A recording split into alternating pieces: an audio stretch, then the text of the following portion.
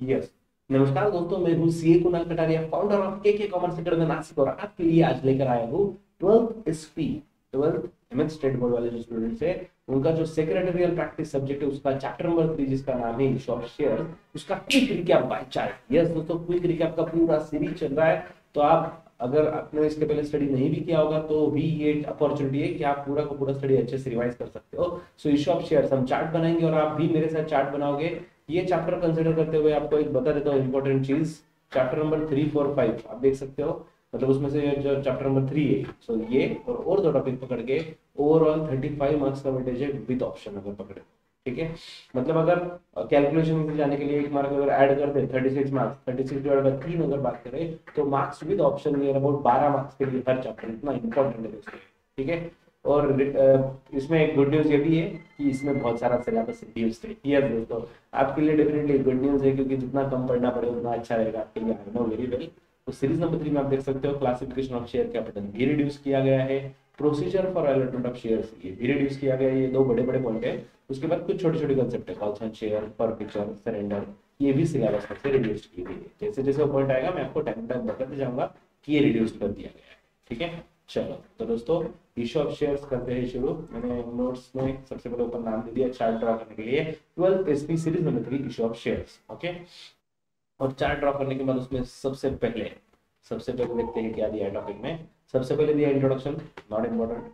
Next classification of share capital which is very important, लेकिन क्या करे डेफिनेटली इंपॉर्टेंट होता, लेकिन मंजूर नहीं है ये। मंजूर नहीं है बोर्ड को इंपॉर्टेंट होना, उन्होंने बोल दिया कि आपके सिलेबस से ये पार्ट रिड्यूस किया गया है। सो क्लासिफिकेशन ऑफ शेयर कैपिटल मतलब आपका अच्छा खासा टाइम तो यहीं पे से हो गया, रिड्यूस्ड किया गया। ठीक है, मतलब ये पूरा का पूरा 2 पेज खत्म हो गया डायरेक्ट। टेंशन इज नहीं, चलो आगे बढ़ते हैं। Issue of shares, next point, issue of shares.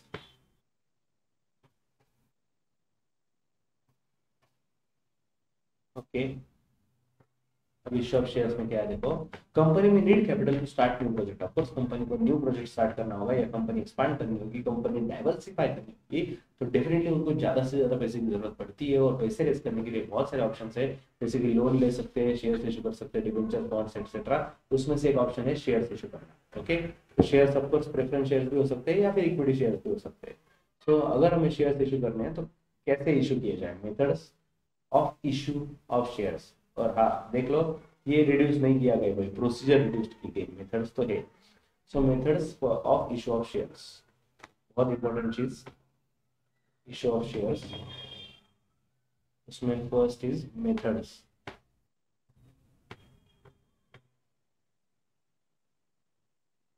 Methods of issue of shares, yes. उसमें आप ये चार्ट मैं फिलहाल कॉपी कर लेता हूँ, आप एक एक पॉइंट अच्छे से लिखिएगा। ये चार्ट आपको ड्रॉ करना है, सिंपल चीज, ऐसा कैसा चार्ट आपको ड्रॉ करना है। हम जो चार्ट बना रहे हैं ना उसमें ये पॉइंट कवर करना है। मुझे कम टाइम में ज्यादा से ज्यादा चीजें रिवाइज करनी है, वो हिसाब से मैं स्किप कर रहा हूँ, ड्रॉ कर रहा हूँ। यस, आप भी अगर मेरे साथ ड्रॉ कर रहे हो तो बस ये एक पार्ट आपका पेंडिंग रहेगा, आप देख करके बात कर लेना। ठीक है,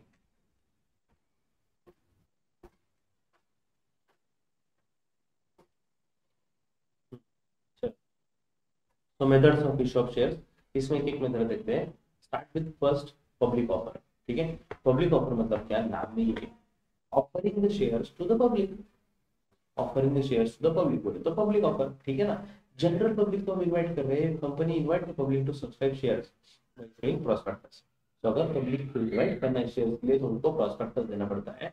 अब शेयर्स इशू करते टाइम दो प्राइसिंग मेथड है, टू प्राइसिंग मेथड्स आते हैं। ठीक है, प्राइसिंग मेथड में फर्स्ट है fix price issue method. Okay, तो पब्लिक ऑफर में यहाँ पे शेयर्स की मेथड चल रही है, मैं प्राइसिंग कवर कर लेता हूँ यहाँ पे अलग से। एक्चुअली मेथड्स का ही सब पार्ट है वो, बट मैं इशू ऑफ शेयर्स में कवर कर रहा हूँ प्राइसिंग। तो प्राइसिंग में फर्स्ट पॉइंट क्या है, fix price issue method. Fixed price issue method, sir इसका मतलब क्या है। अरे नाम में तो है, फिक्स प्राइस वाले शॉप में जाओ तो भाव होने वाला है क्या, ऑब्वियसली नहीं यार। आप जाओगे वहां पे बार्गेनिंग करोगे, सामने वाला बोलेगा भाई पढ़ना, ठीक से पढ़ना, देखना लिखा है मैंने, फिक्स प्राइस वाला शॉप है, राइट। सो फिक्स प्राइस है तो कोई कंपनी मतलब प्राइस कम होने का स्कोप ही नहीं है। So company state in prospectus, company prospectus में ही बता देता है quantity and price at which shares are offered to public. So public को जो शेयर्स ऑफर किए हैं तो क्वांटिटी कितना है और प्राइस कितना है वो प्रोस्पेक्टस में ही क्लियरली मेंशन होता है। ओके, सो जो इन्वेस्टर्स है जिनको खरीदना है वो शेयर्स वगैरह लेने में इंटरेस्टेड है, तो ऑफकोर्स उनको फेस वैल्यू इनटू जो प्राइस बताई हुई है उतना पैसा देना पड़ेगा।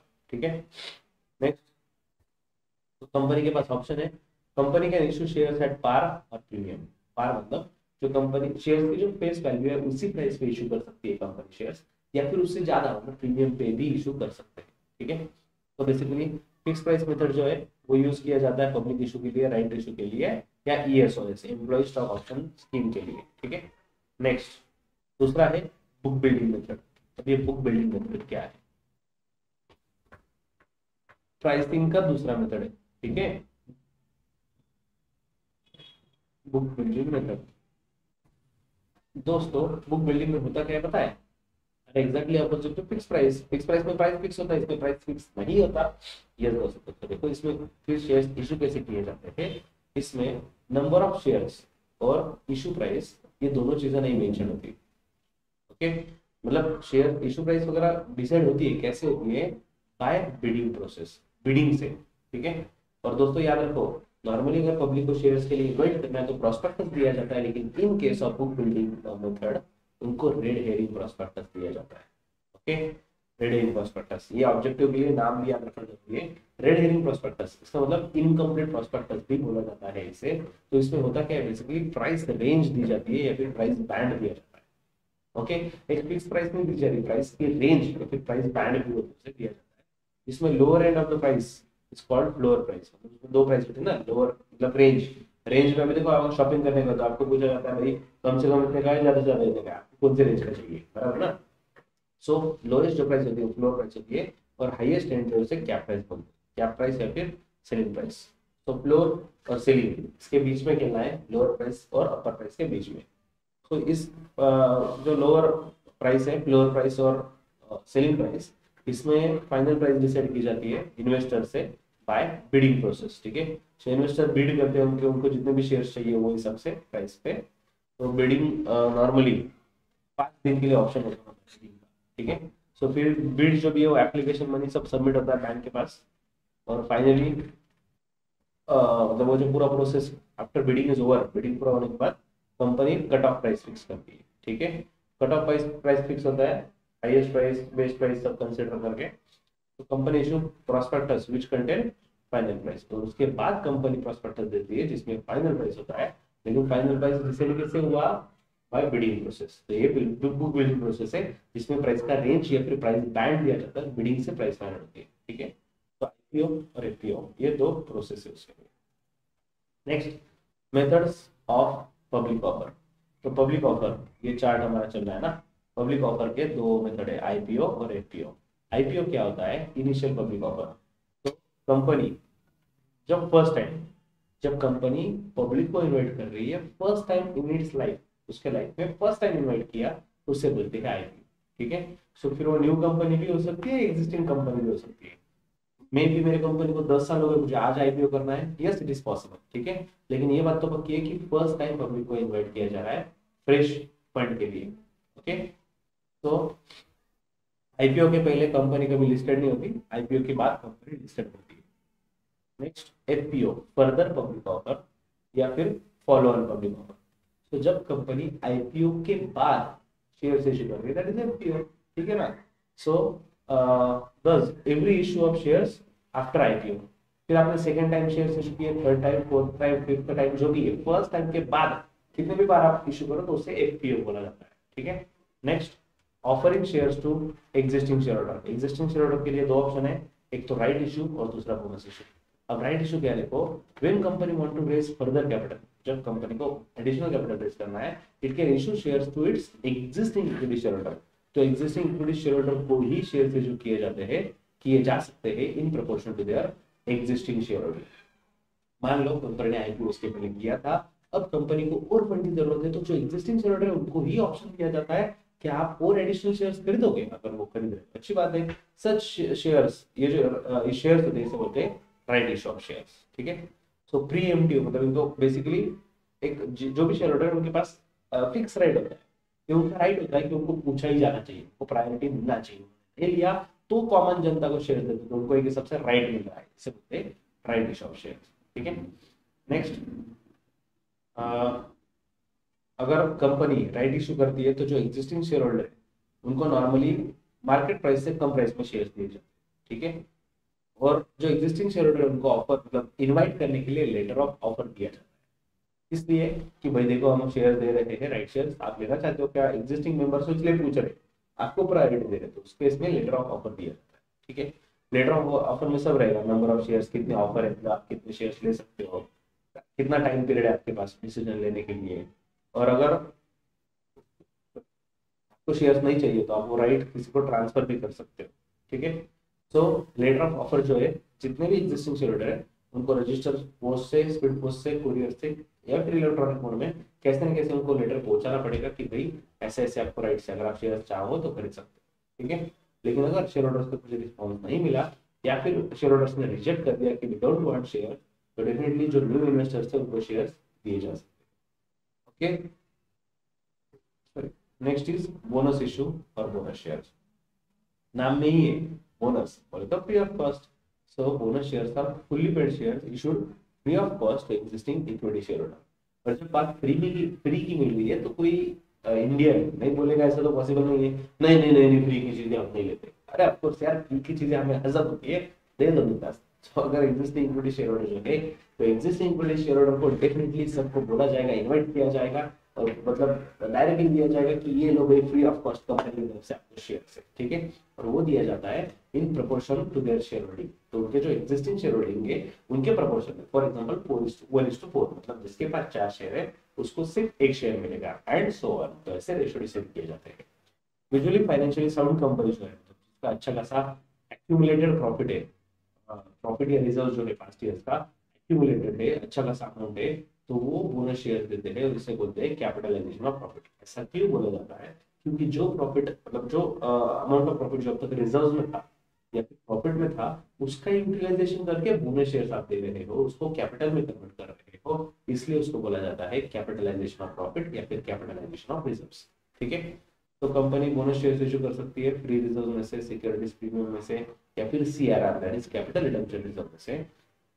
लेकिन रीवैल्यूएशन रिजर्व अगर होगा, रीवैल्यूएशन मतलब एसेट्स का रीवैल्यूएशन करने से जो रिजर्व बनता है उसे रीवैल्यूएशन रिजर्व बोलते हैं, उसका यूटिलाइजेशन करके कंपनी बोनस शेयर्स नहीं दे सकती, ठीक है।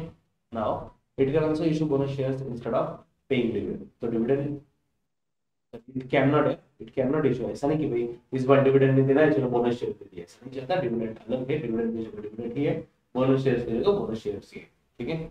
Once the announcement for bonus shares is made it can not be withdrawn. एक बार अगर कमिटमेंट कर दी कि हम आपको बोनस शेयर देने वाले हैं ही पड़ेगी किसी भी हाल, ठीक है।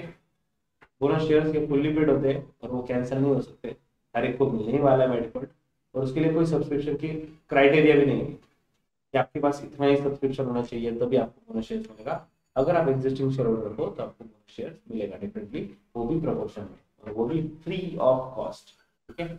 चलो next, offering shares to existing employees, okay. तो अब तक तो एग्जिस्टिंग शेयर होल्डर्स की बात की, अभी एम्प्लॉयज की बात चल रही है। जो ऑलरेडी कंपनी के एम्प्लॉयज है उनको भी शेयर्स का ऑप्शन दिया जा रहा है, उनको शेयर्स ऑफर किए जा रहे हैं। उसमें फर्स्ट ऑप्शन है ESOS, existing employee ESOS। So ESOS मतलब employee stock option scheme. Sir exactly होता क्या है इस स्कीम में? Under scheme permanent employee, permanent जो एम्प्लॉय है डायरेक्टर से या ऑफिसर से या फिर उस कंपनी की जो होल्डिंग कंपनी है उसके ऑफिसर से या फिर उस कंपनी के सब्सिडरी कंपनी उनके एम्प्लॉय से, उनको ऑफर किया जाता है बेनिफिट और right to purchase equity share. तो उनको एक हिसाब से राइट दिया गया है कि आप इक्विटी शेयर्स परचेस कर सकते हो, वो भी predetermined price, future date में शेयर्स ले सकते हो, वो भी प्री डिटरमाइंड प्राइस पे। मतलब प्राइस आज ही डिसाइड हो जाएगी और आप फ्यूचर में बाय करोगे, इवन फ्यूचर में मार्केट प्राइस हाई भी हो सकती है लेकिन आपको उसी प्राइस पे मिलेगा जिस प्राइस पे आज ऑफर किया जा रहा है, क्योंकि आप हमारे एग्जिस्टिंग एम्प्लॉइज हो, ठीक है। Now, ESOS encourage employees as they feel proud to be the owner of the company.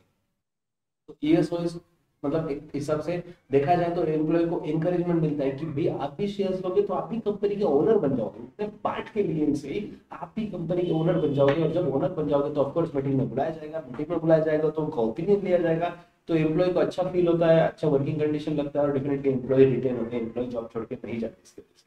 ठीक है, सो ESOS इसके प्रोविजंस क्या है देखो, कंपनी में offer shares directly to employees, तो डायरेक्टली एम्प्लॉय को ऑप्शन दिया जा सकता है। सो उनको price lesser than market price, of course market price से कम प्राइस पे ही ऑफर दिया जाएगा ना। अगर मार्केट प्राइस पे आप बोलोगे एम्प्लॉयज को शेयर ले लो तो उनको बेनिफिट क्या है, बेनिफिट यही है मार्केट में महंगा मिल रहा है, हम आपको सस्ता दे रहे हैं क्योंकि आप हमारे एम्प्लॉय हो। ठीक है, नॉर्मली कम से कम एक साल का टाइम पीरियड भी दिया जाता है भाई, आपको डिसीजन लेने के लिए टाइम है। ऐसा नहीं कि आज का शेयर दे दिया और ले लो खरीद लो, नहीं नहीं नहीं नहीं, अच्छा खासा टाइम दिया जाता है, फ्यूचर का टाइम दिया जाता है। आज ऑफर दी जा रही है, आज प्राइस बताई जा रही है और फ्यूचर में वो जो एम्प्लॉइज है वो बाय कर सकते हैं। ठीक है, लेकिन एक बात है, नॉर्मली इसका लॉक इन पीरियड होता है। ओके, लॉक इन पीरियड मतलब एम्प्लॉइज वो शेयर्स लेके इमीडिएटली इसको ट्रांसफर नहीं कर सकते, एक साल तक का वेस्टिंग पीरियड तो मिनिमम होता है। और दूसरी बात ये, shares issued under this scheme does not enjoy any dividend और वोटिंग। अरे सर आपने तो गूगल डाल दिया, अब बोल रहे थे हमें मीटिंग में बुलाएंगे, अब बोल रहे थे तो वोटिंग भी लेंगे और अब बोल दिया सच। यस दोस्तों, शेयर्स बोलने के बाद एम्प्लॉय को ओनरशिप वाला फील तो आया था, लेकिन बाद में पता चला कि ये जो शेयर्स है ESOS employee stock option scheme, it does not enjoy any dividend, ना उनको डिविडेंड मिल रहा है ना वोटिंग राइट मिल रहा है। ये एम्प्लॉयज है, जब तक वो एम्प्लॉयज ही रहेंगे ना, मतलब जब तक वो शेयर्स बाय नहीं करते तब तक उनको कोई राइट नहीं मिलेगा। जरा कंफ्यूज कर ठीक से बता दोस्तों, यहाँ पे कंफ्यूजन ऐसा है ना, आपको ऑफर दिया, हमने आज आपको ऑफर दिया कि आप शेयर्स ले सकते हैं, तो क्या आपको आज से डिविडेंड मिलेगा क्या? नहीं। जिस दिन तक आप वो ऑप्शन एक्सरसाइज नहीं करते, मतलब वो शेयर्स नहीं लेते, तब तक ना आपको डिविडेंड मिलेगा ना वोटिंग राइट मिलेगा। मतलब पहले सर आपने बोला था सच था क्या? अरे वो सच था, लेकिन यहाँ पे इनका क्या बोलना है कि जब तक शेयर्स बाय नहीं करते, एम्प्लॉय को सिर्फ ऑप्शन दिया मतलब वो ओनर नहीं बन गया। जब उसको ऑप्शन दिया, उसने ऑप्शन एक्सरसाइज किया, तब जाकर शेयर उसके हो गए और उसके बाद उसको डिविडेंड मिलेगा, उसके बाद उसको वोटिंग राइट मिलेगा, जो भी होगा उसके बाद ही। ठीक है, next, company has to get approval of shareholder through special resolution. ये भी एक इंपॉर्टेंट चीज याद रखना, कंपनी के जो शेयर होल्डर्स है उनकी एजीएम एनुअल जनरल मीटिंग बुलाई जाती है, या एजीएम भी हो सकती है, that is extra ordinary general meeting, और उस मीटिंग में सबका ओपिनियन लिया जाता है। स्पेशल रिजोल्यूशन मतलब 3/4 मेजॉरिटी लोगों को बोलना चाहिए कि यस आप एम्प्लॉय को शेयर दे सकते हो ESOS, तब जाके ये शेयर दिया जा सकता है, ऑफर किया जा सकता है। Employee can not transfer this option to any other person. एक बात, एम्प्लॉय तुझे ऑप्शन मिला है भाई, तुझे लेना है तो ले ले, तो दूसरे को ट्रांसफर दे, तो बोलेगा ये ऑप्शन में दूसरे को देता नहीं चाहिए। ठीक है, so next, ESPS employee stock purchase scheme, employee stock purchase scheme. तो देखते हैं इसमें क्या है, company offer equity shares to employees at discounted price which they can buy at a future date. तो एम्प्लॉयज को डिस्काउंटेड प्राइस पे shares दिया जा रहा है और जो फ्यूचर में बाय कर सकते हैं। सेम ही तो है, उस पहले भी तो हमने यही देखा, लेकिन यहाँ पे देखो, company deduct certain amount from the salary of employee towards the payment for the share. लेकिन यहाँ पे क्या बताया, अलग पॉइंट ये है कि ESPS employee stock purchase scheme में एम्प्लॉय से पैसा नहीं लिया जा रहा, मतलब एक्चुअली देखा जाए तो इनडायरेक्टली पैसा ले रहे हैं, लेकिन डायरेक्टली पैसा नहीं लिया जा रहा, उनके सैलरी से कुछ अमाउंट डिडक्ट किया जा रहा है शेयर्स के नाम पे और उनको शेयर दिया जा रहा है। ठीक है, employee stock purchase scheme, at least employee को उसके जेब से पैसा निकाल के नहीं दे रहे हैं, सैलरी से कट हो रहे हैं। ठीक है, so different number of shares can be offered to different category of, तो एम्प्लॉइज की जैसी कैटेगरी है उनको different different number of shares offer किए जा सकते हैं। So ESPS will have minimum 1 year lock in period, अगर शेयर्स मिला तो कम से कम 1 साल का लॉक इन पीरियड रहेगा। ठीक है, और ये सिचुएशन में भी स्पेशल रिजर्वेशन जरूरी है, शेयर होल्डर्स का स्पेशल रिजर्वेशन अगर होगा तभी ESPS employee stock purchase scheme का ऑप्शन ऑफर किया जा सकता है। नेक्स्ट, SARS बोले तो stock appreciation right scheme. Basically इसमें क्या हो रहा है, एम्प्लॉयज को राइट दिया जा रहा है, right to receive appreciation in the value of specified number of share. मतलब क्या, एक स्पेसिफाइड नंबर ऑफ शेयर, अगर मैंने बोल दिया फॉर एग्जांपल 10 शेयर्स आपके, इसका मतलब आपको 10 शेयर्स नहीं मिलने वाले और आपको 10 शेयर्स के लिए मुझे पैसे भी देने नहीं है। फ्यूचर में एक डेट फिक्स हो गई, फ्यूचर डेट फिक्स हो गई, और फ्यूचर के डेट में आज के कंपैरिजन में मान लो आज शेयर्स की प्राइस 100 है, ठीक है, और मैंने आपको बोल दिया कि आज से 6 महीने के बाद वाली डेट होगी, उस डेट पे शेयर्स की प्राइस 120 से जितना भी ऊपर रहेगा वो आप समझ रहे हो। शेयर्स की प्राइस 100 है और मैं बोल रहा हूँ मतलब बढ़ेगी 120 से ऊपर जितना भी रहेगा वो आप, तो एम्प्लॉय को पता है हम अगर शिद्दत से काम करेंगे, मेहनत से काम करेंगे तो प्रॉफिटेबिलिटी बढ़ेगी, प्रोडक्टिविटी बढ़ेगी, और प्रॉफिटेबिलिटी प्रोडक्टिविटी बढ़ने के बाद डेफिनेटली बिजनेस का गुडविल बढ़ेगा, शेयर्स की प्राइस बढ़ेगी और वो 120 के ऊपर जाएंगे, और 120 के ऊपर जितना भी जाएगा वो मिलेगा एम्प्लॉयज को, क्योंकि उनका राइट है स्टॉक एप्रिसिएशन राइट स्कीम, ठीक है। So company allocates specified number of stock appreciation right unit that are linked to the value of company shares on the date of allotment, और जिस दिन शेयर्स अलॉट किए उस price से related होता है वो। सो रिलेवेंट डेट जो है future date depending upon appreciation, तो डिपेंड है कि कितना एप्रिसिएशन होगा, तो वो डिपेंड उस पर डिपेंड रहेगा कि एम्प्लॉइज जो है employees is paid appreciation value in cash और थ्रू इक्विटी शेयर्स। और अच्छी बात तो ये है कि शेयर्स की प्राइस जो बढ़ेगी ना, जो एप्रिसिएशन होगा, एक तो एम्प्लॉइज को शेयर्स के फॉर्म में भी दिया जा सकता है या डायरेक्टली कैश भी दिया जा सकता है, टेंशन नहीं, ठीक है। तो इसमें सबसे बड़ी बात क्या है, एम्प्लॉय को पैसे देने की जरूरत ना, पैसा देना है ना सैलरी पे कटो, कोई जरूरत नहीं। एम्प्लॉयज से कैश फ्लो नहीं जाता, एम्प्लॉयज के जेब में से 1 रुपया मिल जा रहा है उसको मिल रहा है, ठीक है। तो ये था सार्स, और इसके लिए भी स्पेशल रिजर्वेशन जरूरी है। Next is SES sweat equity shares. अभी स्वेट इक्विटी शेयर्स क्या है, खून पसीना बहाने वाले एम्प्लॉइज के लिए। तो कंपनी के जो डायरेक्टर है एम्प्लॉइज है एट ए डिस्काउंट और for consideration other than cash, तो शेयर जो है कंपनी के वो कंपनी के डायरेक्टर्स को एम्प्लॉइज को ऑफर किया जाता है फॉर एक तो डिस्काउंटेड प्राइस पे दिया जाता है या फिर अदर देन कैश, कैश के अलावा। So it is issued in recognition of their valuable contribution, क्योंकि एम्प्लॉइज ने उनको वैल्यूएबल कंट्रीब्यूशन दिया कंपनी के लिए जिनकी वजह से प्रॉफिट बढ़ा, तो उसके रिकॉग्निशन में उसके लिए वोट ऑफ थैंक्स, मतलब उसके थैंक्स के फॉर्म में उनको स्वेट इक्विटी शेयर्स दिए जाते हैं, ठीक है। उसको नॉर्मली 3 साल का लॉकिंग पीरियड होता है, एम्प्लॉइज वो किसी को भी ट्रांसफर नहीं कर सकते, और ये भी अगर ऑप्शन देना होगा तो उसके लिए भी स्पेशल रिजोल्यूशन पास होना जरूरी। Next is private placement. Okay, private placement मतलब एम्प्लॉय वाला ऑप्शन हो गया, अभी प्राइवेट प्लेसमेंट में 2 बचेंगे। प्राइवेट प्लेसमेंट मतलब क्या, when company offer its securities to select group of person not exceeding 200, जब कंपनी किसी स्पेसिफाइड ग्रुप ऑफ पर्सन को इन्वाइट करती है शेयर्स के लिए, वो भी 200 से छोटा, 200 या उससे कम लोग होने चाहिए, लेस देन 200, तो वो होता है प्राइवेट प्लेसमेंट, ठीक है। सो बेसिकली प्राइवेट कंपनीज को यही ऑप्शन होता है ना, प्राइवेट कंपनी तो पब्लिक को नहीं बुला सकते, तो वो प्राइवेटली किसी ग्रुप ऑफ पर्सन को इन्वाइट करती है शेयर्स के लिए 200 से कम, उसे बोलते हैं प्राइवेट कंपनी, ठीक है। So board of director select और identify the person to be included in select, तो यहाँ पे बोर्ड ऑफ डायरेक्टर्स डिसाइड करेंगे कि किस किस को इन्वाइट करना है, ठीक है।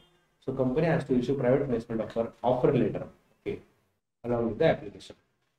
जैसे कि पब्लिक को इन्वाइट करने के लिए प्रॉस्पेक्टस लग रहा था और राइट शेयर्स ऑफर करने के लिए लेटर ऑफ ऑफर चाहिए था, तो वैसे अगर आपको प्राइवेट प्लेसमेंट करना है तो उस केस में ऑफर लेटर दिया जाता है, ठीक है, ऑफर लेटर। तो shares offered can be fully or partly paid up, तो फुल्ली पार्टली पेड अप हो सकता है जो भी है। So company can make private placement in 2 ways, तो कंपनी प्राइवेट प्लेसमेंट कैसे कर सकता है, तो राइट इशू या फिर प्रेफरेंशियल अलॉटमेंट। राइट इशू मतलब क्या, अरे अभी तो देखा ना हमने, जो एग्जिस्टिंग शेयर होल्डर है उनको और एडिशनल शेयर्स मिलने के लिए राइट दिया जाता है। आप एग्जिस्टिंग शेयर होल्डर्स हो और एडिशनल चाहिए तो ले लो, आप अगर नहीं ले रहे वो भी कम प्राइस पे दे रहे हो, अगर आप नहीं ले रहे हो तो हम पब्लिक को इन्वाइट कर देंगे, पब्लिक को दे देंगे, ठीक है ना। तो ये क्या हुआ, right shares, right issue.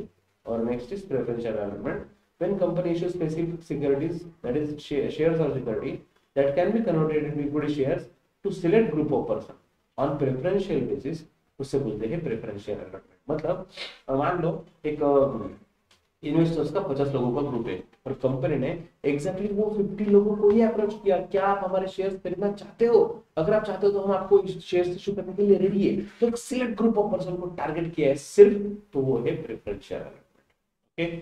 So basically preferential allotment में प्रमोटर्स होते हैं कंपनी के या फिर एग्जिस्टिंग शेयर होल्डर्स भी हो सकते हैं, एम्प्लॉइज भी हो सकते हैं, लेकिन सिलेक्ट ग्रुप ऑफ पर्सन, ठीक है। सो प्राइवेट प्लेसमेंट और प्रेफरेंशियल का डिफरेंस दिया हुआ है from knowledge point of view. Allotment of shares. So where a company gives shares to applicant, देखो बेसिकली जब कंपनी को फंड की रिक्वायरमेंट होती है तो कंपनी क्या करती है, जनरल पब्लिक को इनवाइट करती है बाय गिविंग प्रॉस्पेक्टस, ठीक है।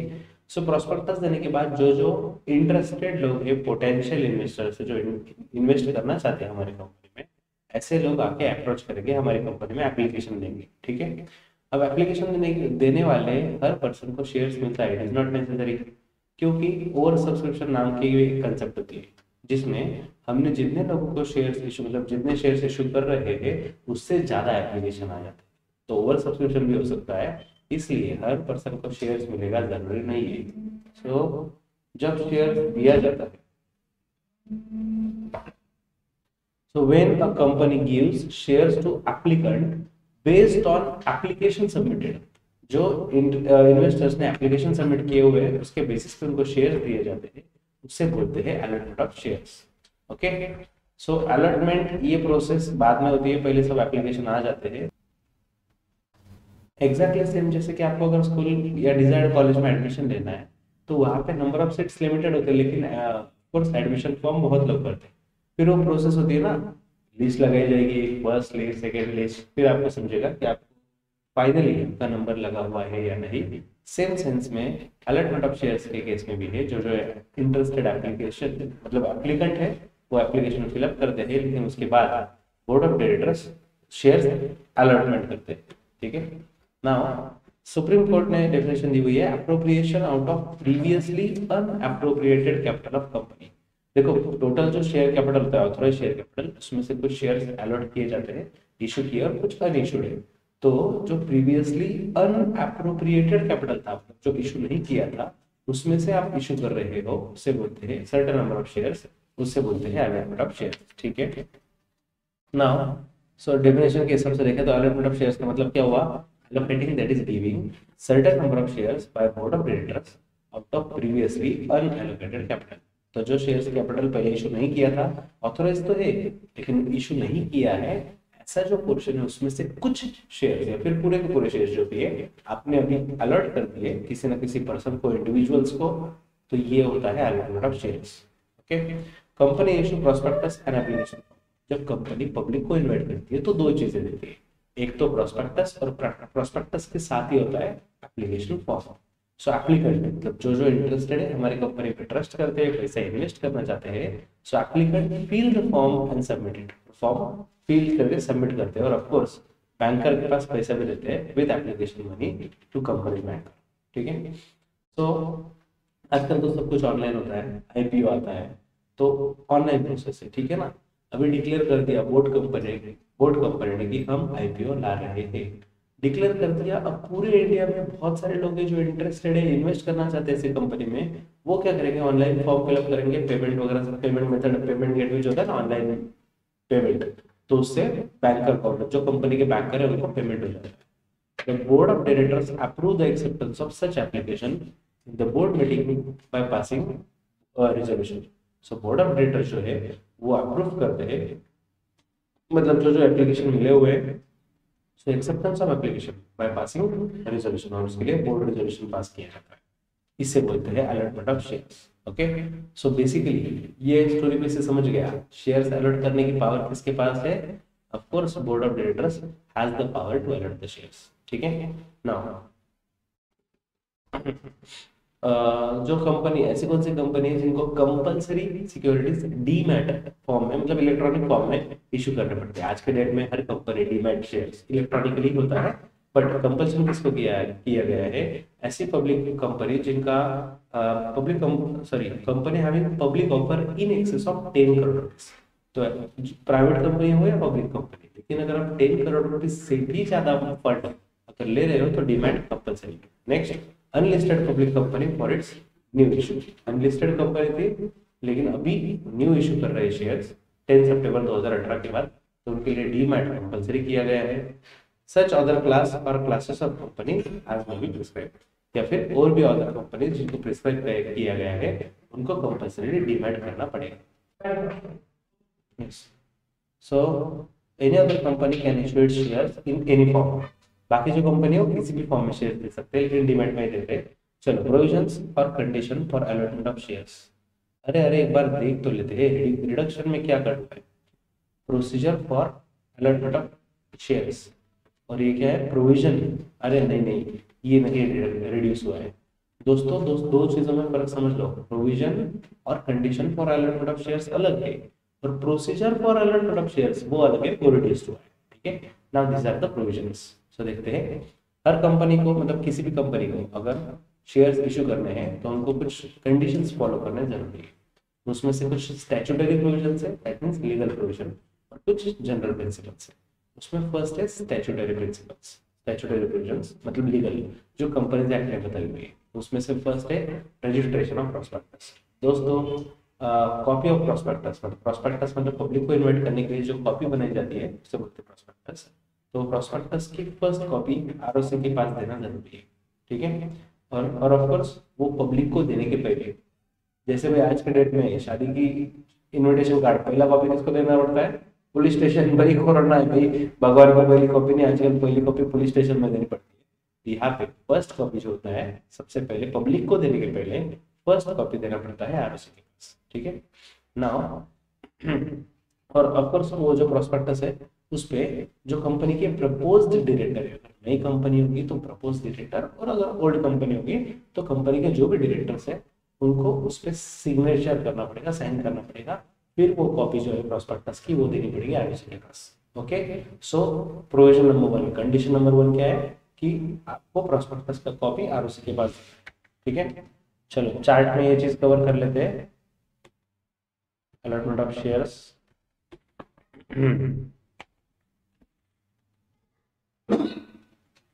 चार्ट के बारे में भूल के कैसे चलेगा ना, चार्ट ही तो ड्रॉ करना है हमें, हर टॉपिक के लिए हम यही कर रहे हैं, allotment of shares. Yes, so allotment का मतलब क्या हुआ, जो एप्लीकेंट है उनको शेयर देना। तो उसमें फर्स्ट प्रोविजंस ना, प्रोविजंस और कंडीशन,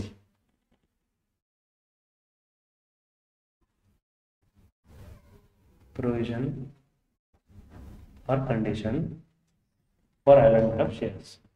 उसमें फर्स्ट कैटेगरी स्टैट्यूटरी प्रोविजंस, में दो टाइप के प्रोविजंस है, एक है स्टैट्यूटरी प्रोविजंस और दूसरी है general principles, general principles. Okay, so statutory provisions में सबसे पहले दिया हुआ है रजिस्ट्रेशन ऑफ प्रोस्पेक्टस। एक एक पॉइंट नोट डाउन कर लेंगे, registration of prospectus.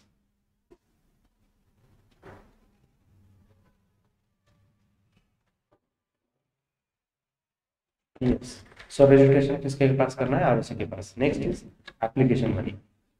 Application money के बारे में क्या दिया है देखते हैं। एप्लीकेशन मनी, एप्लीकेशन मनी का मतलब तो आप समझ गए होंगे ना, जो मनी हमने एप्लीकेशन के साथ मांगा है, ठीक है। सो एप्लीकेशन मनी कितना होना चाहिए? Minimum 5% of nominal amount of shares. तो जो शेयर्स हम इशू करने जा रहे हैं पब्लिक को, उसका जो फेस वैल्यू है उसमें उसका मिनिमम 5% उतना तो भी एप्लीकेशन मनी कंपनी ने कॉल करना चाहिए। ये कौन बोलता है? कंपनी एक्ट बोलता है, लेकिन सेबी बोलता है अलग ही। सेबी बोल रहा है नहीं नहीं यार 5% में क्या होता है। तो सेबी ने बोला हुआ है पब्लिक कंपनी को application money minimum 25% of nominal amount of shares होना चाहिए, ठीक है। दोस्तों दोनों में भी नॉमिनल वैल्यू बोला है, इशू प्राइस नहीं बोला हुआ, ठीक है। सो कंपनीज एक्ट के हिसाब से 5%, more than 5% of face value SEBI के हिसाब से चाहे, सो 25% और more of face value, minimum 25% को भी पैसे कॉल करना चाहिए, 20 minimum 25%। So application money is to be paid in the bank specified by the company.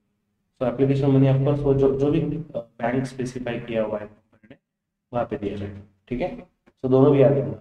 Exam में पूछा, अगर क्वेश्चन पूछ लिया मिनिमम कितना कॉल करना है, तो देखो क्या दिया हुआ है, कंपनी एक्ट बोले तो 5, सेविंग बोला तो 20। सर ऐसा नहीं दिया उन्होंने तो दोनों लिख दो, दोनों लिख दो, कंपनी एक्ट के हिसाब से 5% और सेबी के हिसाब से 25, दोनों भी लिखना, ठीक है। रजिस्ट्रेशन ऑफ प्रोस्पेक्टस, ये भी यहाँ पे लिख के रखता हूँ आरओसी के पास first copy. Next minimum subscription, third point दिया हुआ है स्टैट्यूटरी प्रोविजंस में,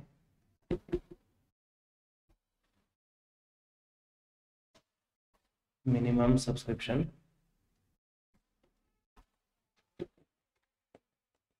ओके, कितना आना चाहिए मिनिमम सब्सक्रिप्शन? देखो, this amount is mention in prospectus, normally prospectus में ही मेंशन कर देना चाहिए कि मिनिमम सब्सक्रिप्शन कितना आना चाहिए। सो 30 डेज, 30 डेज मतलब जिस दिन शेयर्स इशू की ऑफर की पब्लिक को, उससे आगे 30 डेज के अंदर मिनिमम सब्सक्रिप्शन आ जाना चाहिए, जो सेबी के हिसाब से 90% है। ओके, सो सेबी बोलता है, सेबी सेल्स मिनिमम 90% इतना सब्सक्रिप्शन आना चाहिए, वो भी कब तक? 30 डेज के अंदर, जिस दिन पब्लिक को शेयर्स ऑफर किया है वहां से 30 days. So when company does not collect minimum subscription, अगर मिनिमम सब्सक्रिप्शन जो है 90% आना चाहिए तो नहीं आया, it means its issue has been under subscribe. इसका मतलब इशू अंडर सब्सक्राइब, ठीक है। The number of shares applied for is less than shares offered by company, मतलब जितने शेयर्स हमने इशू किए उससे कम सब्सक्रिप्शन मिला तो ये होता है अंडर सब्सक्रिप्शन। और ऐसे केस में ऑप्शन क्या है भाई, अगर 90% सब्सक्रिप्शन नहीं आया तो if minimum subscription is not collected within specified time, 30 days में minimum 90% subscription नहीं आया, entire amount received as application money should be returned to subscribers। तो पूरा का पैसा, पूरा का पूरा मतलब 90% से कम सब्सक्रिप्शन आने की वजह से पूरा पैसा कंपनी को रिफंड करना पड़ेगा। ओके, वो भी within 50 days of closure of issue. जिस दिन इशू क्लोज हुआ उसके आगे 15 दिन में पूरे पैसे रिटर्न करने, ठीक है। So minimum subscription if not नहीं आया तो क्या? refund in 15 days। 15 डेज के अंदर पूरा का पूरा पैसा रिफंड करना पड़ेगा, ठीक है। नेक्स्ट, तो ये सिचुएशन ना है इसलिए कंपनी नॉर्मली क्या करते हैं, under writing. Next, closing of subscription list. Fourth provision is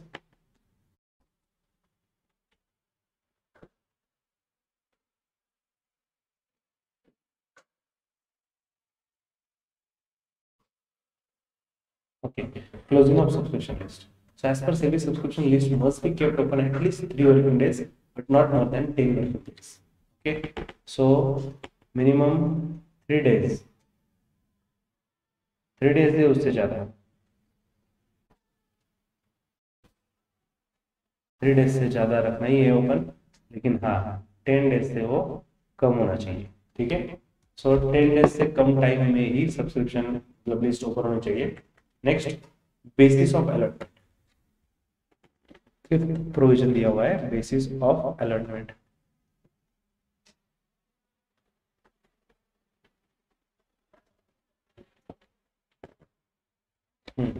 so देखो बेसिस ऑफ अलॉटमेंट में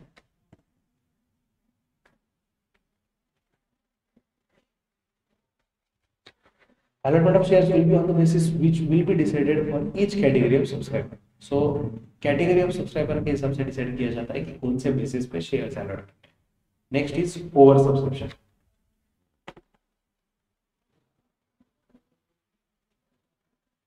over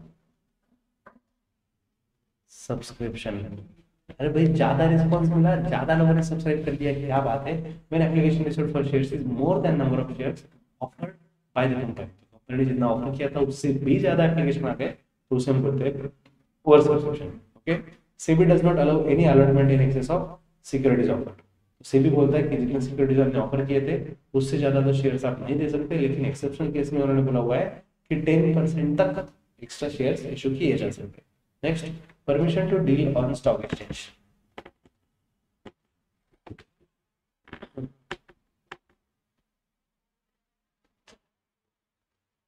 permission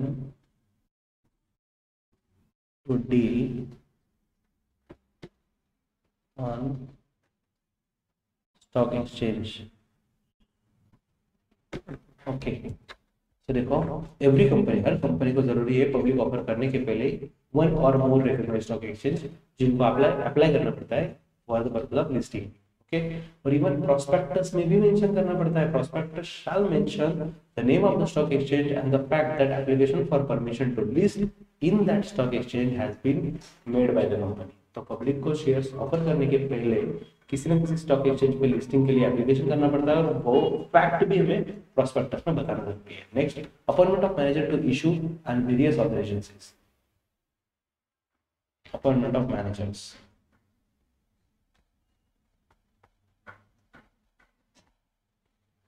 appointment of managers. Okay, manager को क्यों इशू करना है, क्यों अपॉइंट करना है, ऑफकोर्स इशू के लिए। So company has to appoint one or more merchant banker to act as a manager to the publication. Manager मतलब किसी इंडिविजुअल को नहीं, मर्चेंट बैंकर को अपॉइंट किया जाता है as a manager for publication. So publication से रिलेटेड जो भी फॉर्मेलिटीज है वो देखने के लिए बैंकर को अपॉइंट किया जाता है, so that they can collect the application money. ठीक है। Next, general principles. अभी हमने जो प्रिंसिपल देखे ये सब स्टैट्यूटरी प्रिंसिपल्स थे, मतलब लीगली कंपनी एक्ट में बोला हुआ है कि अगर आपको शेयर अलॉट करना है तो ये सब चीजें फॉलो करनी पड़ेगी। लेकिन अब हम देख रहे हैं कुछ जनरल प्रिंसिपल्स। तो जनरल प्रिंसिपल में सबसे पहले दिया हुआ है प्रॉपर।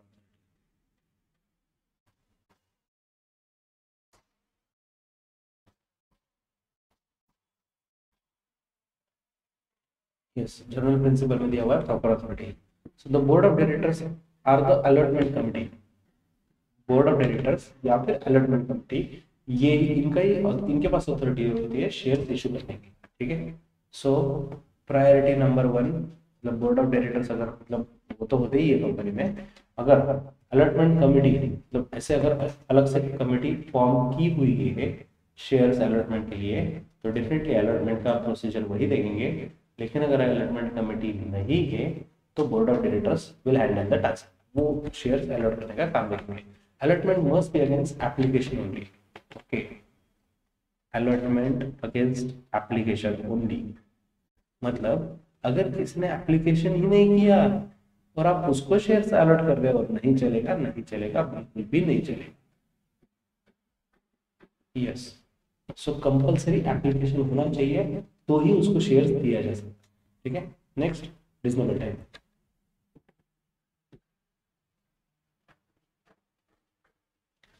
ये सब चीजों के लिए कुछ टाइम लिमिट तो होना चाहिए ना, कितने दिन में सब कुछ करना है। So as per allotment shall be done within 60 days of receipt of application. जिस दिन एप्लीकेशन मनी आया है उसके अंदर उसके बाद 60 डेज के अंदर अलॉटमेंट का पूरा प्रोसेस हो जाना चाहिए। Allotment can be made from the 5th day of date of issue of prospectus. Prospectus issue करने के बाद 5 दिन हो गए उसके बाद अलॉटमेंट का प्रोसेस स्टार्ट हो सकता है, तो 60 डेज के अंदर कंप्लीट हो जाना चाहिए। Okay. 60 days of receipt of application money, जब पैसा आया 60 डेज के अंदर अलॉटमेंट कर दो। Next, absolute and unconditional allotment. Absolute and unconditional allotment.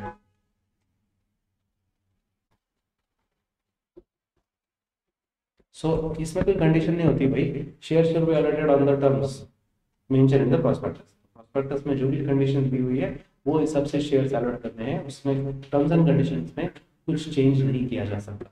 Prospectus में आपने जो भी इंफॉर्मेशन ली वही फाइनल रहेगी, उसमें there is no any scope for change. Next is communication.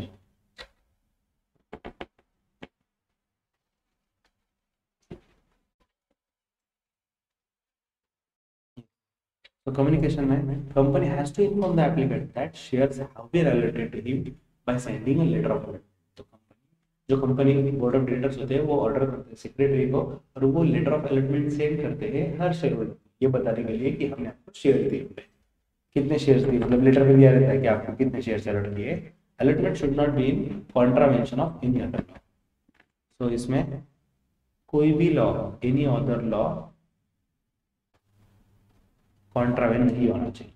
ठीक है। सो ऑफकोर्स कंपनी का फॉलो करते करते अगर आप दूसरा कोई लॉ ब्रेक कर रहे हैं, जैसे कि माइनॉरिटी, तो अगर बोला हुआ है कि माइनर को शेयर्स नहीं दे सकते दूसरे एक्ट है, तो वो भी फॉलो करना है, दूसरा कोई भी एक्ट फॉलो नहीं होना चाहिए। So if company allot shares after fulfilling all the वो मेंशन रिक्वायरमेंट्स, तो हमने जो स्टैट्यूटरी प्रोविजंस देखी या फिर जनरल प्रिंसिपल देखे, हमने अगर ये सब चीजें फॉलो की हुई है, सो अलॉटमेंट ये रेगुलर अलॉटमेंट है। But even if one provision is not satisfied, तो इसमें से अगर एक भी प्रोविजन सेटिस्फाइड नहीं हुआ तो उसे हम इररेगुलर अलॉटमेंट बोलते हैं, इररेगुलर अलॉटमेंट भी इनवैलिड होता है। ठीक है। Next, procedure for allotment of shares, यही है वो रिड्यूस्ड वाला part. Procedure for allotment of shares ये रिड्यूस हो चुका है। ठीक है दोस्तों, तो ये तो प्रोसीजर कट हो चुका है, लेकिन मार्क माय वर्ड्स, ये 8 मार्क के लिए क्वेश्चन बनता है। ये जो क्वेश्चन है ना, provisions for allotment of shares, 8 mark के लिए क्वेश्चन बनता है, जिसमें आपको सबके सब पॉइंट कवर करने एज मच एज पॉसिबल। ठीक है, 8 प्लस 6 14 पॉइंट्स हो गए। एटलीस्ट इसमें से 10 to 12 पॉइंट्स कवर होने ही चाहिए किसी भी हालत में। ठीक है, next is share certificate.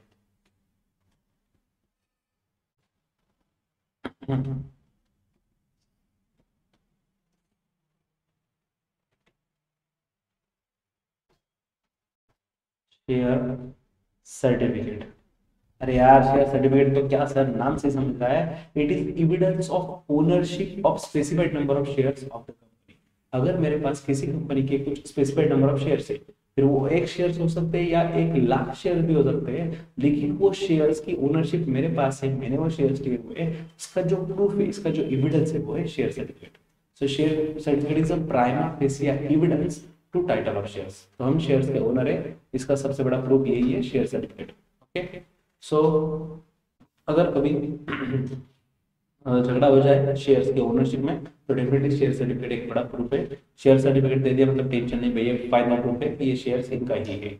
Share certificate पे कंपनी का कॉमन सील भी होता है, उसमें 2 डायरेक्टर की साइन, 2 डायरेक्टर्स और कंपनी सेक्रेटरी का साइन भी होता है। ठीक है, company has to issue share certificate to all the allottees as well as transferees on transfer of shares.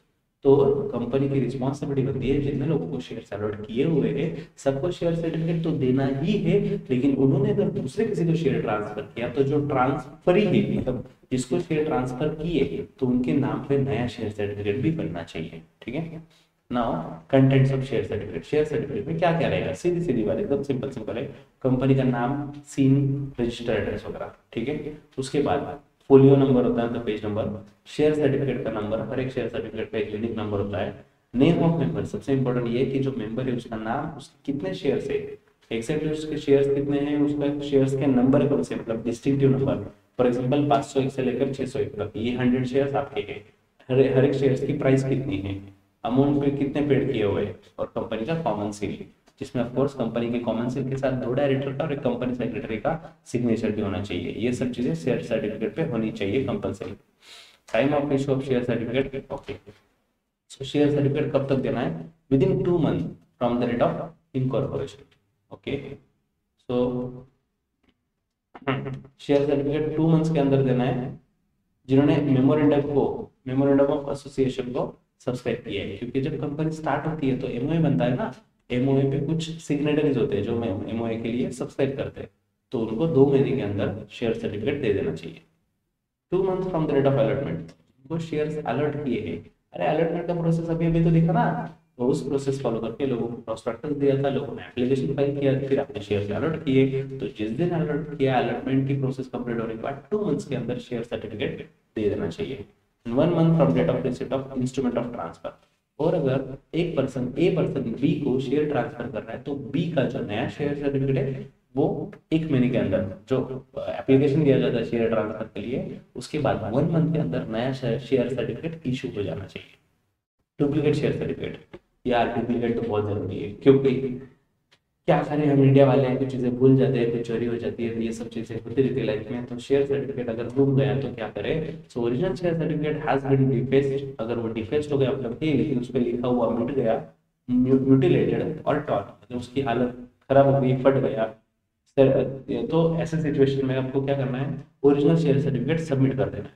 ठीक है, so it has been proved by holder that original share certificate is lost or destroyed, या फिर अगर share certificate lost हो चुका है तो वो हमें प्रूफ करना पड़ेगा कि हमारा शेयर सर्टिफिकेट लॉस्ट हो चुका है। सो सर कैसे प्रूफ करेंगे, अरे अगर शेयर सर्टिफिकेट लॉस हो गया तो कंपनी क्या करेगी, नोटिस देगी, न्यूज़पेपर में नोटिस देना पड़ता है, अनाउंस करना पड़ता है कि भाई मेरा शेयर सर्टिफिकेट लॉस्ट हो चुका है, किसी को अगर फाइंड होता है तो मुझे रिटर्न कर दीजिए। तो if company does not gate response from public, अगर किसी से रिस्पांस नहीं मिला, मतलब शेयर सर्टिफिकेट किसी को भी नहीं मिला है, एक्चुअल में गुम चुका है, तब जाकर डुप्लीकेट शेयर सर्टिफिकेट इशू किया जाता है। और ऑफकोर्स हाँ, डुप्लीकेट शेयर सर्टिफिकेट पे लिखा होता है कि डुप्लीकेट है। ठीक है, ये कब तक देना है, within 3 month from the date of application. अभी मैंने आज एप्लीकेशन कर दिया कि मेरा शेयर सर्टिफिकेट लॉस्ट हो चुका है, मुझे नया वाला दे दीजिए, तो एप्लीकेशन करने के बाद 3 मंथ्स के अंदर मुझे नया शेयर सर्टिफिकेट मिल जाना चाहिए। ओके, सो डुप्लीकेट शेयर सर्टिफिकेट, अगर उनको पता चला कि duplicate share certificate fraud intention से लिया गया, मतलब ओरिजिनल शेयर सर्टिफिकेट मेरे पास था फिर भी मैंने डुप्लीकेट किया, तो उसके लिए मुझे बहुत हाई पेनल्टी होगी, पनिशमेंट हो सकती है। ठीक है, नेक्स्ट कंसेप्ट है कॉल्स ऑन शेयर्स, जो 25% रिड्यूस्ड सिलेबस में रिड्यूस्ड किया गया है। Next, forfeiture of shares, again it is also deducted from your syllabus 3.7. next is surrender of shares, क्या बात है, ये भी तो कट हुआ है। surrender of shares भी आपके सिलेबस में नहीं है। हाँ, ट्रांसफर ऑफ शेयर ये नहीं कट हुआ है। ये जो डिबेंचर दिख रहा है आपको नेक्स्ट चैप्टर का पार्ट है। ठीक है, यहाँ तक इतना सिलेबस रिड्यूस्ड हुआ है, और बस transfer of shares, refusal of shares और ट्रांसमिशन, इतना ही पार्ट बचा हुआ है। ठीक है, यस। सो हम देखते हैं अभी ट्रांसफर ऑफ शेयर्स।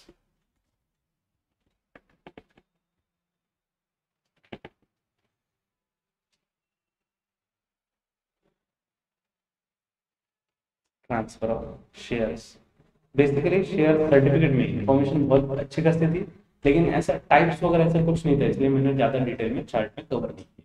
ठीक है, ट्रांसफर ऑफ शेयर्स, तो ट्रांसफर ऑफ शेयर्स मींस मतलब सीधी सी बात है, voluntary transfer of shares by member of company in favour of another. तो ट्रांसफर ऑफ शेयर्स मतलब सीधी सी बात है, अगर मुझे शेयर पैसे की जरूरत है, मैं शेयर्स किसी को बेच सकता हूँ। ठीक है ना, तो मैं वॉलंटरीली खुद से अगर कंपनी को बोल रहा हूँ कि मेरा शेयर दूसरे को ट्रांसफर कर दिया जाए, उसके फेवर में दिया जाए, तो उसे बोलते हैं ट्रांसफर ऑफ शेयर्स। ठीक है, सो मैं किसी को पैसे के लिए भी दे सकता हूँ या एज अ गिफ्ट, भाई अपना दिल बढ़ाए, एज अ गिफ्ट भी किसी को शेयर ट्रांसफर कर सकते हैं। हर मेंबर के पास राइट होता है कि वो उसका शेयर ट्रांसफर कर सकता है। अगर पब्लिक कंपनी की बात करें, अरे फिर तो पूछने की बात ही नहीं यार, फ्रीली ट्रांसफरेबल, कोई कंडीशन नहीं होता है, कोई रेस्ट्रिक्शन नहीं होता है, कोई फॉर्म भरने की जरूरत नहीं है, फ्रीली आप किसी को भी शेयर ट्रांसफर कर सकते हो। अगर आप प्राइवेट कंपनी में शेयर होल्डर हो, so there are restriction on free transfer of share, मतलब बैन नहीं है, कर सकते हैं, लेकिन कुछ रेस्ट्रिक्शन है ऑन ट्रांसफर ऑफ शेयर्स। ठीक है, so member has to apply to the company for transfer of shares by filing, मतलब अगर मैं प्राइवेट कंपनी का शेयर किसी को ट्रांसफर करना चाहता हूँ, तो वहाँ पे रिस्ट्रिक्शन है, रिस्ट्रिक्शन है मतलब पूछना पड़ेगा बोले तो फॉर्म फिलअप करना पड़ेगा। सो कौन सा फॉर्म है, इंस्ट्रूमेंट ऑफ ट्रांसफर, उसे इंस्ट्रूमेंट ऑफ ट्रांसफर बोलते हैं, इंस्ट्रूमेंट मतलब document transfer. So instrument of transfer fill up करना पड़ेगा and submit the share certificate along with the required transfer fees. तो अगर मैं मेरा शेयर किसी को ट्रांसफर करना चाहता हूँ, मैं एक फॉर्म फिलअप करूंगा जिसे बोलते हैं इंस्ट्रूमेंट ऑफ ट्रांसफर, उसके साथ मेरा जो ओरिजिनल शेयर सर्टिफिकेट है वो भी मैं अटैच करूंगा, और जो रिक्वायर्ड फीस रहेगी कंपनी की वो भी पे करूंगा कि मेरा शेयर ट्रांसफर कर दिया जाए। So member who is transferring the share, जो ट्रांसफर कर रहा है मतलब मैं, तो मैं हो गया ट्रांसफरर, और मैं जिसको शेयर ट्रांसफर कर रहा हूँ वो है ट्रांसफरी। ओके, सो मैं शेयर आइदर सेल कर सकता हूँ पार्ट और एंटायर शेयर्स, मतलब मान लो मेरे पास 1000 शेयर है, मैं पूरे के पूरे भी किसी को ट्रांसफर कर सकता हूँ या पार्टली भी शेयर ट्रांसफर कर सकते हैं। सो ट्रांसफर कंप्लीट हो गया, ऐसा कब बोलते हैं, when it is registered by register in register of members, मतलब कंपनी एक रजिस्टर मेंटेन करते हैं, रजिस्टर ऑफ मेंबर्स, मतलब जिसके पास शेयर्स है उसका नाम उसमें लिखा जाता है। ठीक है, सो अगर मेरा नाम कट होकर दूसरे का नाम लिख दिया गया, तब मैं बोल सकता हूँ कि शेयर ट्रांसफर कंप्लीट हो चुका है। ओके, आज के डेट में जो डिपॉजिटरी सिस्टम है, मतलब जो डीमैट अकाउंट वगैरह सिस्टम है, transfer of share is automatically done on the basis of delivery against payment. Payment हुआ ऑटोमेटिक डिलीवरी हो जाएगी, कोई टेंशन नहीं, खेलने का काम नहीं है। ठीक है, स्टैम्प ड्यूटी पे करनी पड़ती है, बट डीमैट फॉर्म में मतलब इलेक्ट्रॉनिक फॉर्म में स्टैम्प ड्यूटी पे करने की जरूरत नहीं रहेगी। Next is refusal to transfer shares. अरे बाप रे, मतलब मैं शेयर्स ट्रांसफर करना चाहता था, इसलिए मैंने फॉर्म फिलअप किया। ठीक है ना, इंस्ट्रूमेंट ऑफ ट्रांसफर, मैंने फॉर्म फिलअप किया और डायरेक्ट रिफ्यूज कर दिया, रिफ्यूजल ऑफ ट्रांसफर। दोस्तों याद रखो, ये भी क्वेश्चन आ सकता है एग्जाम में, व्हाट इज द बेस, मतलब उसमें कुछ भी ऐसा भी आपको केस लॉ टाइप में क्वेश्चन आ सकता है। सपोज उन्होंने रीजन दिया, मुझे कंपनी को पैसे देने पे करने बाकी थे, इसलिए कंपनी ने मेरा ट्रांसफर मेरा जो शेयर ट्रांसफर है रिफ्यूज कर दिया।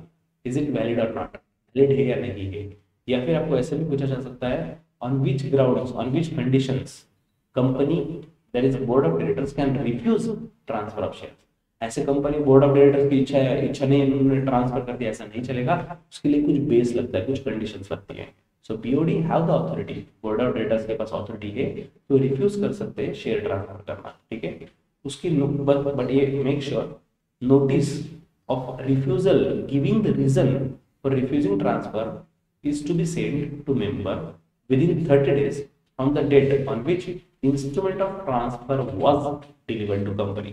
मतलब मैंने कंपनी को इंस्ट्रूमेंट ऑफ ट्रांसफर फिलअप करके ओरिजिनल शेयर सर्टिफिकेट दिया और बोल दिया कि मेरा शेयर सर्टिफिकेट किसी दूसरे को ट्रांसफर कर दो। तो जिस दिन मैंने एप्लीकेशन किया है उसके बाद 30 डेज के अंदर एक तो शेयर ट्रांसफर हो जाना चाहिए, हो गया तो अच्छी बात है। लेकिन अगर किसी भी रीजन की वजह से बोर्ड ऑफ डायरेक्टर्स वो रिफ्यूज कर रहे हैं शेयर ट्रांसफर करना, तो मुझे 30 डेज के अंदर लेटर लिखना पड़ेगा। मुझे मतलब एज अ मेंबर कंपनी मुझे लेटर लिख के इन्फॉर्म करेगी, नोटिस देगी और बताएगी व्हाट इज द रीजन क्यों उन्होंने शेयर ट्रांसफर रिफ्यूज किया, ठीक है। So board may refuse registering the transfer under following conditions. तो कौन सी रीजन है, बहुत जरूरी रीजन याद रखना। When provision for transfer of shares are given in AOA is not fulfilled by member। मतलब आर्टिकल्स ऑफ एसोसिएशन में कुछ कंडीशंस दिए हुए हैं कि अगर मेंबर ने कंडीशन फुलफिल किए, फॉलो किए तो शेयर ट्रांसफर किया जाएगा, लेकिन मेंबर ने कंडीशन फॉलो ही नहीं की तो AOA ब्रेक हो रहा है। सो आर्टिकल ऑफ एसोसिएशन में बोली हुई चीज अगर फॉलो नहीं करेंगे तो शेयर ट्रांसफर रिफ्यूज हो सकता है। सो AOA not followed. Okay, next, when instrument of transfer is not as per the rules prescribed under the company, तो instrument of transfer जो है वो रूल्स के हिसाब से नहीं है।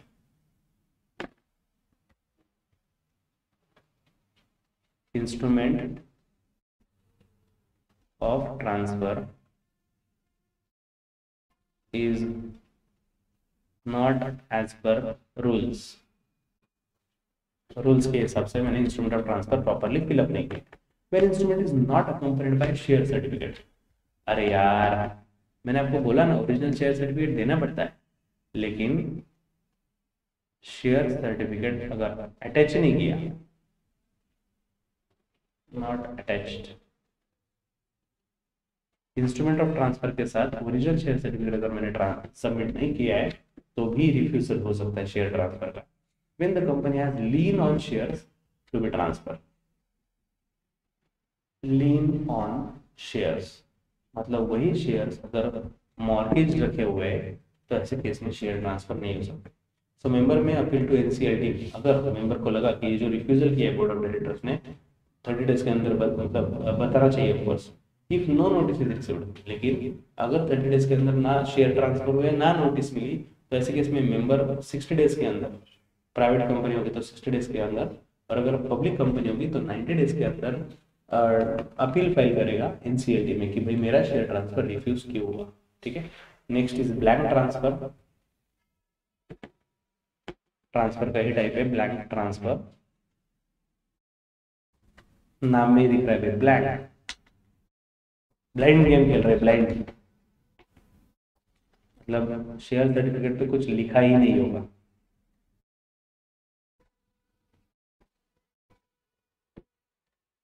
Yes. So when member signs on the instrument of transfer without filling the name of the transferee, मतलब वो जो इंस्ट्रूमेंट ऑफ ट्रांसफर उसको मैंने साइन कर दिया, लिखा भी नहीं ट्रांसफरी का नाम किसको शेयर देना है, and hand over to transferee, मतलब डायरेक्ट ट्रांसफरी को दे दिया, साइन करके दे दे, ये ले तेरा नाम वगैरह तो क्या लिखना है लिख ले, तो शेयर सर्टिफिकेट उससे बोलते हैं ब्लैंक ट्रांसफर, ठीक है। तो इसकी वजह से इजी हो जाता है ना परचेस सेल करना। मैंने किसी को दे दिया, फॉर्म पे साइन कर दिया, शेयर सर्टिफिकेट पे दे दिया, उसको भी अगर किसी को शेयर ट्रांसफर करना है तो टेंशन नहीं है, वही फॉर्म वो दूसरे को दे देगा, मतलब वो खुद के नाम पे करेगा ही नहीं प्रॉपर्टी, प्रॉपर्टी मतलब शेयर्स, तो शेयर्स को खुद के नाम पे करने की जरूरत नहीं, वो डायरेक्टली दूसरे को भी ट्रांसफर कर सकता है, ठीक है। और इसमें बेनिफिट क्या हो रहा है बताए, स्टैम्प ड्यूटी पे ही नहीं करना पड़ रहा। स्टैम्प ड्यूटी कब पे करते हैं, जब रजिस्टर किया, यहाँ पे रजिस्टर कर ही नहीं रहे ना, ब्लैंक ट्रांसफर चल रहा है, ठीक है। Next is forged transfer.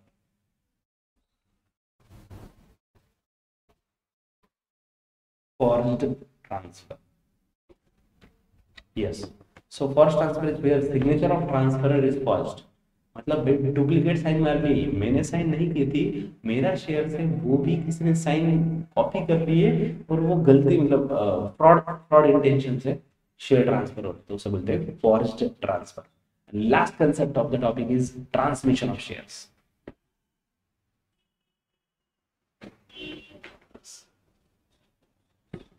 Transmission of shares.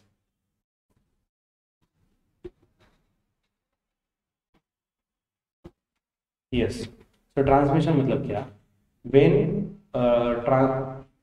transmission takes place due to operation of law.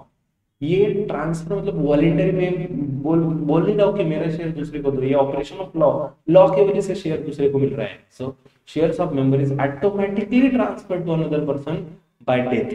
अभी डेथ हो गया तो ऑब्वियसली वो पर्सन तो ऊपर चला गया, उसको बोलने की जरूरत नहीं कि मेरे लीगल हेयर को दे दो शेयर, ऑटोमेटिकली उसको ट्रांसफर होने ही वाले. तो डेथ हो गई, इंसॉल्वेंट हो गया पर्सन या फिर इंसैनिटी पागल हो गया, तो ऐसे सिचुएशन में बाय डिफॉल्ट लॉ ही बोलता है ये शेयर दूसरे को ट्रांसफर कर दिए जाए. इसे बोलते हैं transmission of shares. Okay. So death की अगर बात करें तो डेथ के केस में लीगल हेयर को शेयर ट्रांसफर हो जाएंगे. इंसैनिटी के केस में अगर कोई गार्डियन होगा तो उनको शेयर ट्रांसफर हो जाएंगे. और इंसॉल्वेंसी के केस में जो ऑफिशियल रिसीवर को अपॉइंट किया होगा कोर्ट में उनके नाम पे शेयर ट्रांसफर हो जाएगा. ठीक है. So it is by operation of law. यहाँ पे वॉलेंटरी वगैरह कुछ नहीं है, वहां पे कोई पर्सन बोलने के लिए नहीं जा रहा है शेयर ट्रांसफर कर दो, लॉ खुद बोल रहा है कि शेयर ट्रांसफर कर दिए जाए. Okay, so guys, this is everything about 12th SP 3rd chapter, issue of shares. See you soon in the next session for the next topic. Bye bye.